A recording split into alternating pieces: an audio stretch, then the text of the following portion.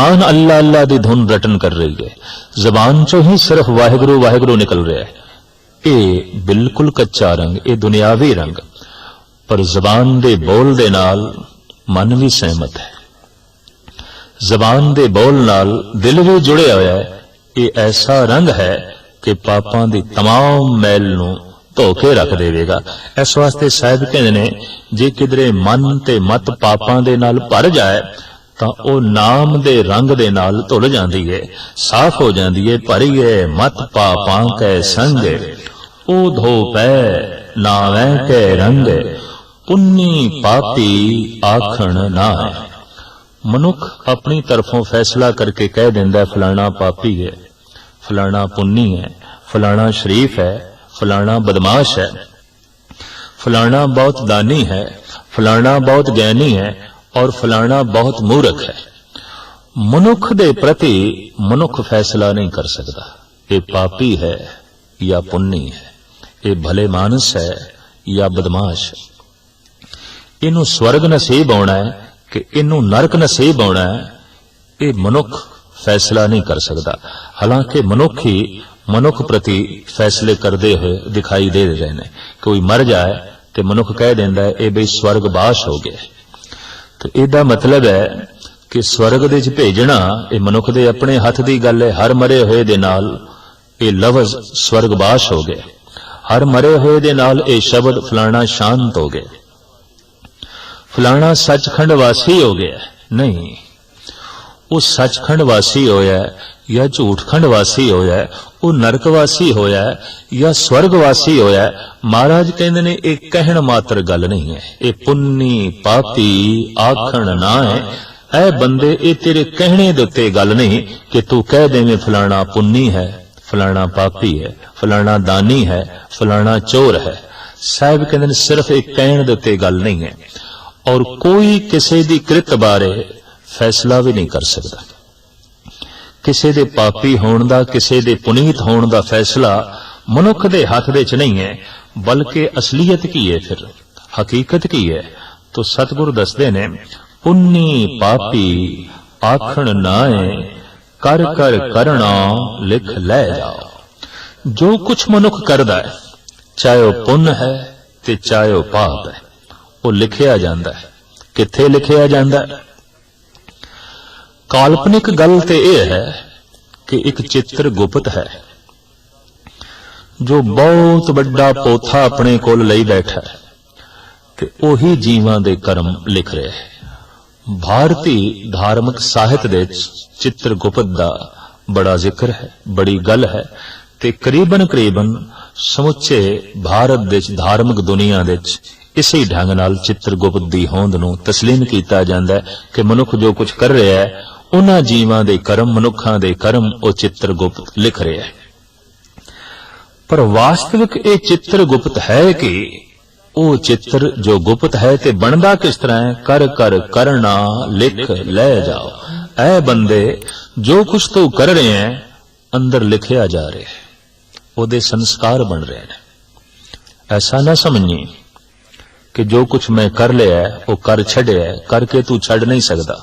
करके अंदर छाप लग गई, करके अंदर लेख लिखे गए, करके अंदर उसका स्वरूप बन गया, करके अंदर उसका एक चित्र बन गया। उस कर्म तो जो चित्र बनता है उन्होंने संस्कार कहते हैं।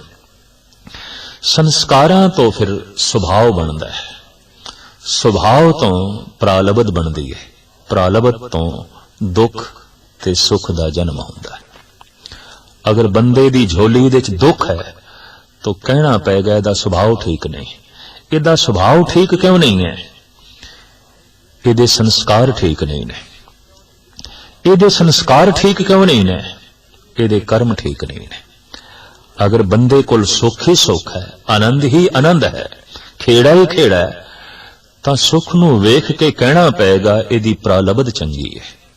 इहदी प्रालब्ध चंगी क्यों है? इहदा सुभाव चंगा है।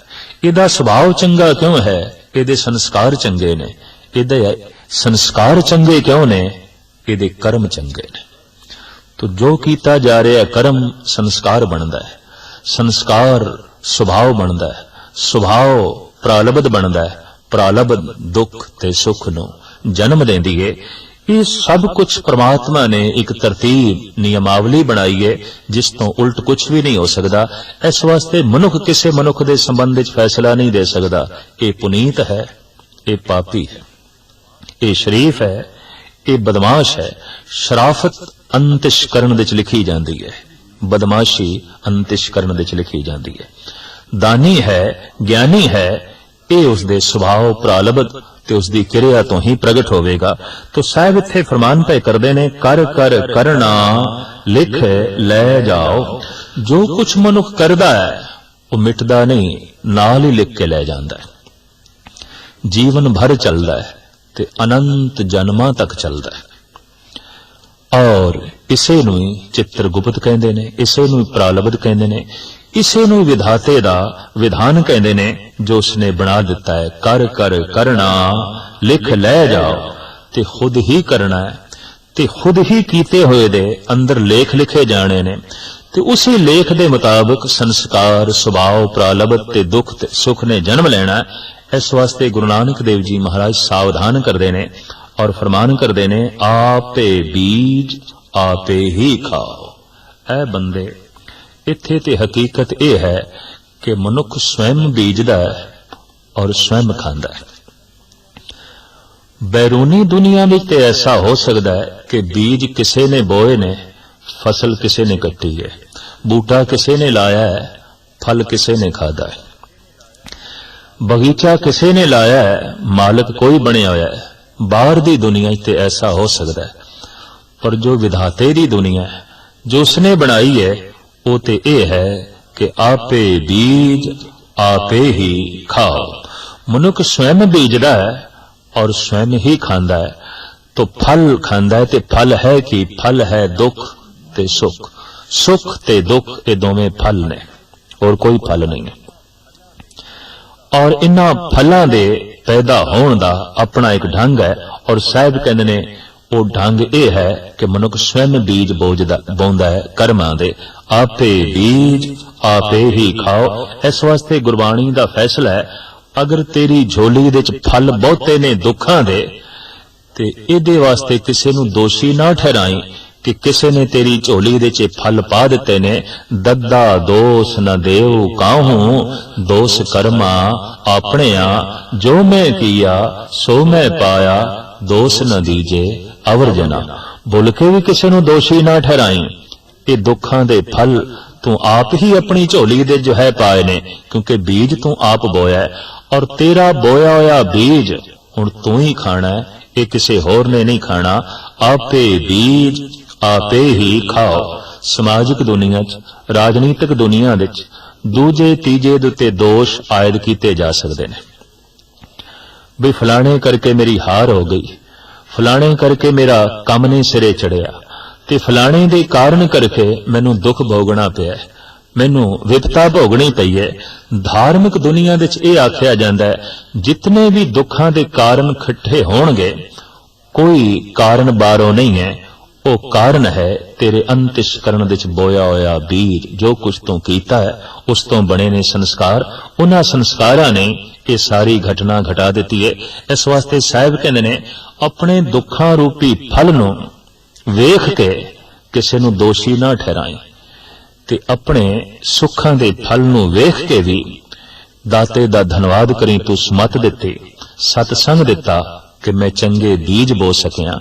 इस तरीके नाल संत जन शुभ फल नूं वेख के हंकार नहीं करदे और दुखां दे फल नूं वेख के किसी नूं दोषी नहीं ठहरांदे।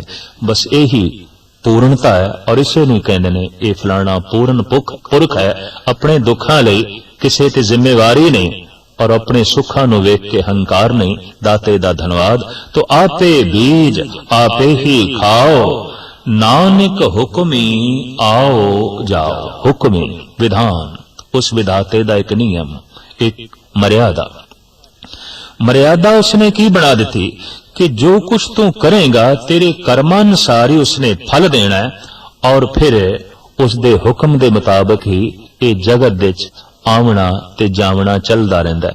असी अनंत जन्मां तो इस धरती दे ते आ रहे हां, जा रहे हां, आ रहे हां, जा रहे हां। ये उस विधाते का एक नियम कि जितने चिर तक इस धरती की पकड़ अंदरों खत्म नहीं होती असी धरती ते मौजूद रहांगे। साडी वासना खिंच के इत्थे ले आउंदी है, साडी कामना इत्थे खिंच के ले आउंदी है। जिस दिन ये कामना मिटदी है, जिस दिन ये वासना मिटदी है, धरती की पकड़ खत्म होंदी है, तां उस परम जीवन दे साडी आत्मा इंजलीन होंदी है। गुरु अर्जन देव जी महाराज दे फरमान दे मुताबिक सूरज किरण मिले जल का जल हुआ राम, ज्योति ज्योत रली संपूर्ण थिया राम।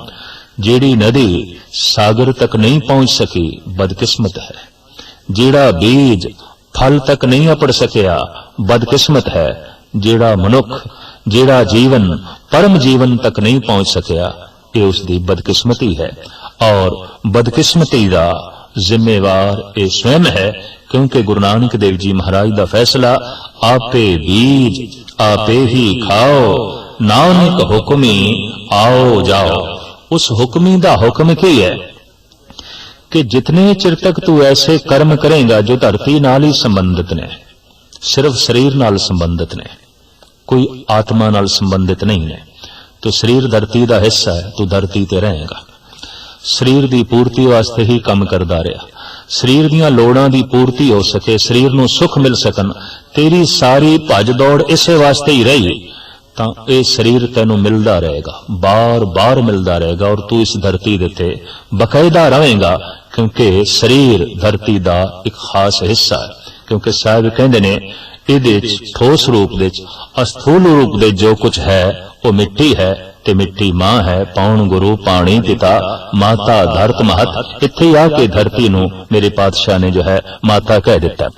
तो धरती दा मूल ते अस्थूल हिस्सा है ये शरीर, ते शरीर दी उपजीविका, शरीर दी लोड़ां ते शरीर दे सुख ऐशो आराम लई जिहड़ा अपना जीवन बतीत कर रहा है ते भज दौड़ कर रहा है, उसनूं ये शरीर मिलता रहेगा, ऐशो आराम भी मिलती रहेगी, धरती की पकड़ भी बनी रहेगी, ते धरती की पकड़ करके बार बार आउंदा रहेगा, जाउंदा रहेगा। ये परिपूर्ण परमात्मा का बनाया होया एक हुक्म, उसका बनाया होया एक विधान। पर जो शरीर की पूर्ति दे नाल नाल अध्यात्मिक आनंद प्राप्ति दे साधना नूं भी जो है जटाउंदा है, और ओ साधन ये ने कि ओ धोपे नावे के रंग, नाम दा रंग अपने आप नूं चाड़ लैंदा है, धरती दी पकड़ तो उच्चा उठ जांदा है, शरीर दी पकड़ तो उच्चा उठ जांदा है, और इस ढंग नाल परम आनंद नूं प्राप्त करके परम जीवन विच लीन होके पूर्णता नूं नसीब होंदा है। और ये पूर्णता इस तरह जैसे बूंद सागर विच लीन हो गई, जैसे अंगारा सूरज दे च लीन हो गया, इसे ढंग नाल आत्मा परमात्मा दे च लीन हो गई। आपे बीज आपे ही खाओ, नानक हुक्मी आवो जाओ।